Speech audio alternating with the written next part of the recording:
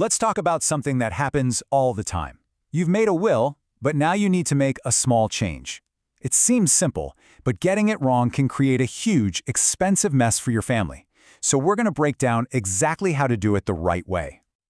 So picture this. You've gone to all the trouble of getting your will sorted out. But, life happens. Maybe the person you named as your executor moved across the country, or you've changed your mind about who should get that family heirloom. The will's like 99% right, but that 1% is now officially out of date. So what do you do? Well, the answer is a legal tool with a bit of a funny name, a codicil. It's designed for exactly this kind of situation.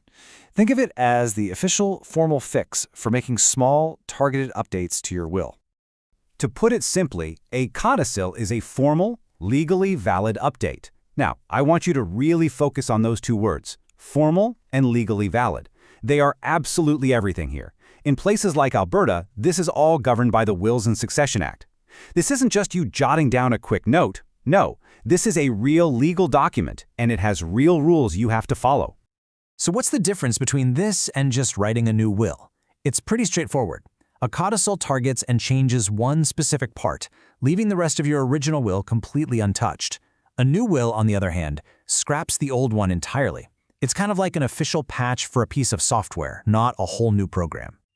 Okay, listen up. If you only remember one single thing from this entire explainer, please make it this next part.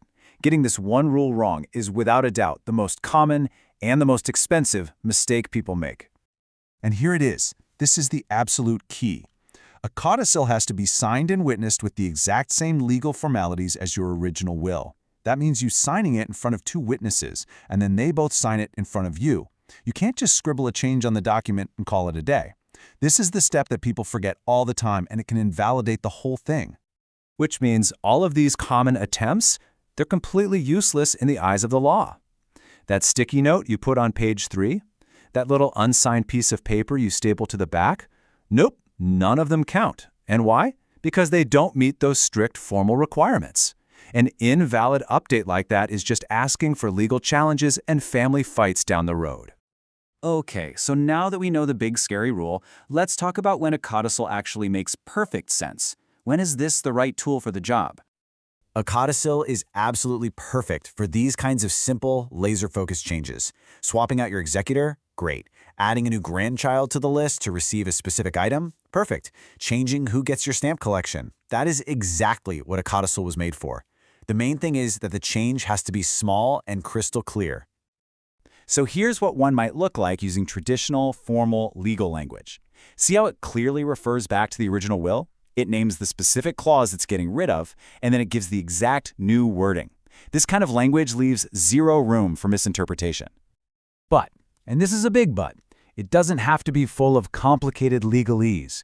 A plain English version like this one is just as powerful and just as valid as long as, you guessed it, it's signed and witnessed correctly.